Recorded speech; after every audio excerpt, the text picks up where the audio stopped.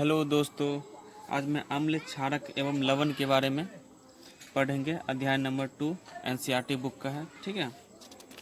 और इसमें पार्ट 1 हम इससे पहले वीडियो डाल चुके हैं। पार्ट 2 के बारे में आप जान लेते हैं। इससे पहले पीछे वाला में कुछ बताए थे हम कि पीएच स्केल बताए दिए थे ये, जिसमें जल का पीएच मान कितना रहता है 7, ये पूछ देता है एग्जाम में। नींबू का पीएच मान 2.2, ये जल 7 है, 7 यानी जल 7 दिन चलता है ना, तो ये पीएच मान कितना हो गया 7। एक ट्रिक हो गया। ये 7 जब ही हो गया तो ये उदासीन हो गया। पीएच का स्केल क्या रहता था 0 से 14, पीएच का स्केल 0 से 14 रहता है, ठीक है। और 0 से 7 क्या हो गया अम्ल, और 7 से 14 क्या हो गया क्षार, ठीक है। अब इसके बारे में आगे हम देख लेते हैं। एक ये चीज़ है जो ऑब्जेक्टिव में पूछता है एग्जाम में कि यदि नीला लिटमस लाल हो जाता है, नीला लिटमस पत्र लाल हो जाता है तो वो क्या है अम्ल है। और यदि लाल लिटमस पत्र नीला हो जाता है तो वो क्या है क्षार है, ठीक है। अब आते हैं नेक्स्ट पे। अब आते हैं लवण। इससे पहले अम्ल क्षार के बारे में बता दिए थे और पीएच स्केल के बारे में। अब लवण के बारे में जान लेते हैं। तो लवण है क्या। कह रहा जब कोई अम्ल किसी धातु के साथ अभिक्रिया करता है तो हाइड्रोजन गैस का उत्सर्जन होता है। किसका उत्सर्जन होता है, यानी हाइड्रोजन जो गैस है उसका उत्सर्जन होता है। साथ ही संगत लवण का निर्माण होता है, साथ ही संगत लवण का निर्माण होता है, ठीक है। आप कह रहे हैं कि लवण से निम्न रसायनों का निर्माण होता है, लवण से निम्न रसायनों का निर्माण होता है, ठीक है। जो फर्स्ट है सोडियम हाइड्रोक्साइड है, सेकेंड है विरंजक चूर्ण है, थर्ड है बेकिंग सोडा, धोने वाला सोडा, और पांचवा है प्लास्टर ऑफ पेरिस। तो सोडियम हाइड्रोक्साइड का क्या सूत्र होता है NaOH। विरंजक चूर्ण का क्या सूत्र होता है तो CaOCl2, ठीक है। इसको ब्लीचिंग पाउडर के नाम से भी जानते हैं, ठीक है। बेकिंग सोडा इसको NaHCO3, धोने वाला सोडा या धोने का सोडा Na2CO3 10H2, ठीक है। अब प्लास्टर ऑफ पेरिस का क्या सूत्र है CaSO4 इंटू ½ H2O, ठीक है। अब देख लेते हैं सोडियम हाइड्रोक्साइड के बारे में जान लेते हैं। इसका सूत्र होता है NaOH। सोडियम हाइड्रोक्साइड का सूत्र क्या है NaOH। तो सोडियम क्लोराइड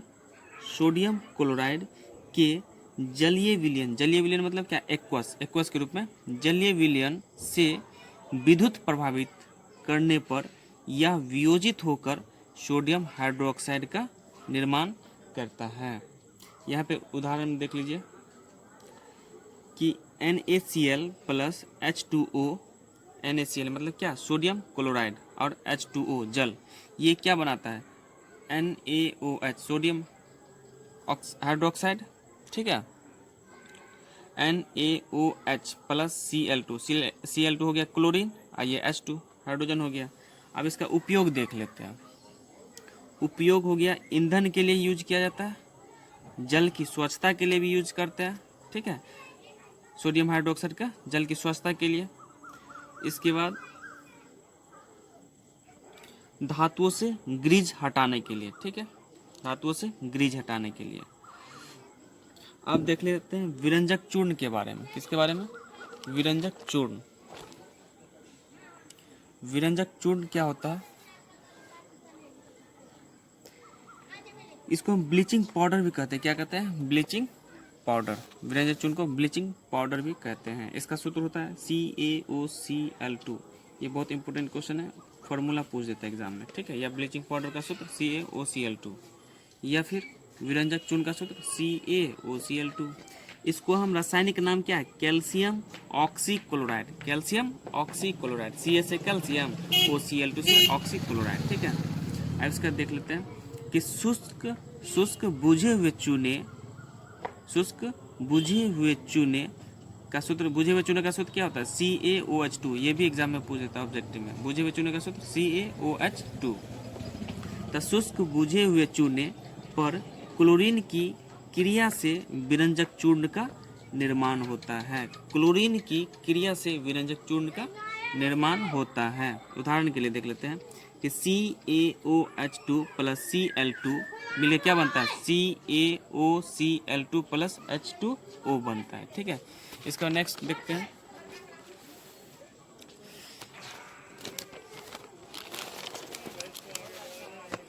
विरंजक चूर्ण का उपयोग देख लेते हैं। ठीक है, तो विरंजक चूर्ण का उपयोग क्या है कि वस्त्र उद्योग में सूती व लिनेन के विरंजन के लिए। ठीक है, दूसरा है ऑक्सीकारक के रूप में। तीसरा है पीने के पानी में रोगाणुनाशक के रूप में यूज करते हैं। ठीक है, banking soda, banking soda NaHCO3, इसका सूत्र है NaHCO3।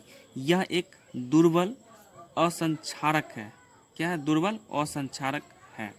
रासायनिक नाम है, ये पूछ देता है कि बैंकिंग सोडा कैसा है, तो यह दुर्बल असंक्षारक है। ठीक है, ऑब्जेक्टिव में पूछता है।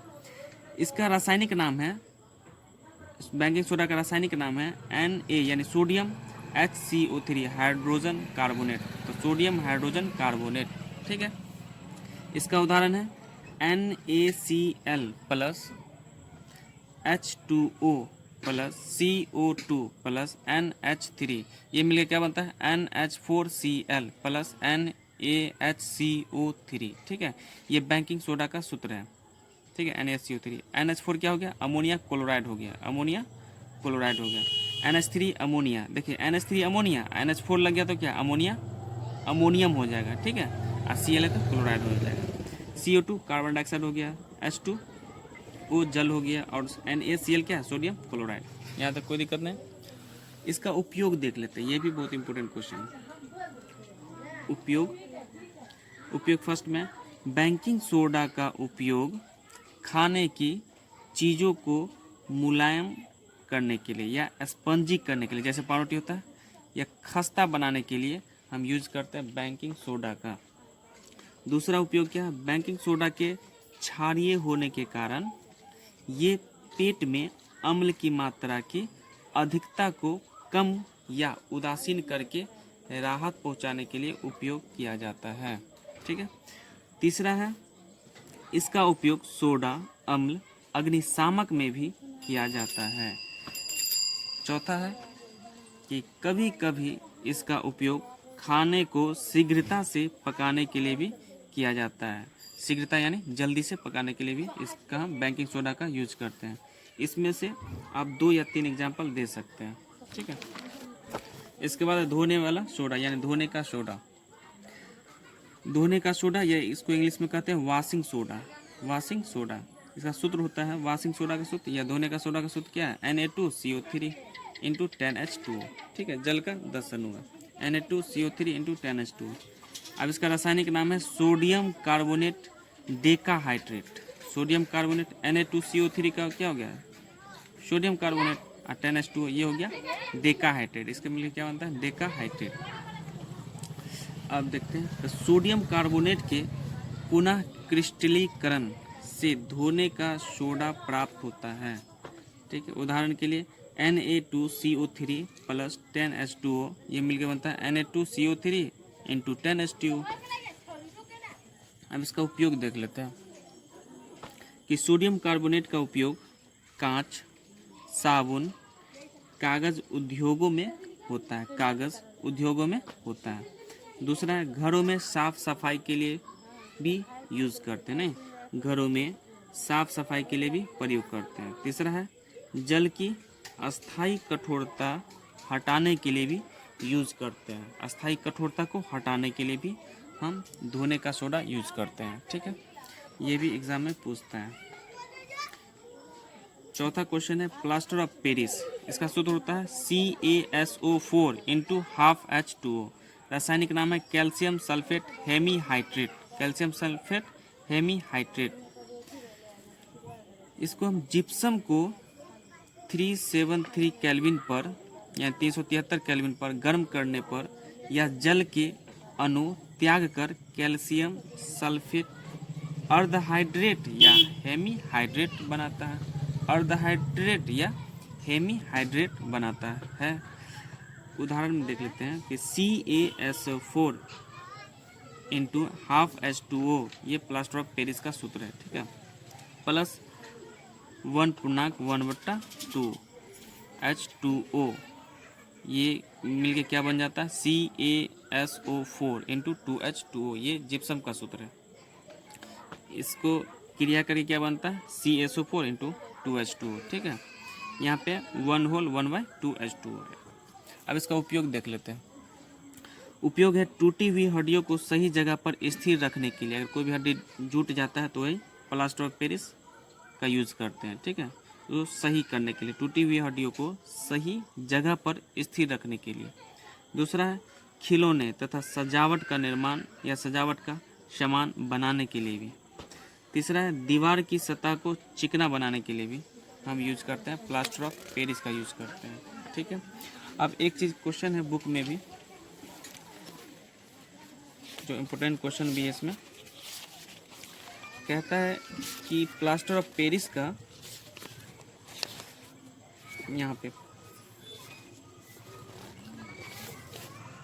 यहाँ पूछे अगर CaOCl2 यौगिक का प्रचलित नाम क्या है, तो ये ब्लीचिंग पाउडर हो गया CaOCl2, यानी विरंजक चूर्ण हो गया। अब यहाँ प्लास्टर ऑफ पेरिस की जल के साथ अभिक्रिया के लिए समीकरण लिखिए, है ना। प्लास्टर ऑफ पेरिस की जल के साथ अभिक्रिया के लिए समीकरण लिखिए। अब इसका समीकरण बता दिए है, यही समीकरण है CaSO4 प्लास्टर ऑफ पेरिस है, इसको जल के साथ अभिक्रिया कराएं और क्या बना, जिप्सम बना, ठीक है। तो इसका आंसर यही हो जाएगा। Thank you.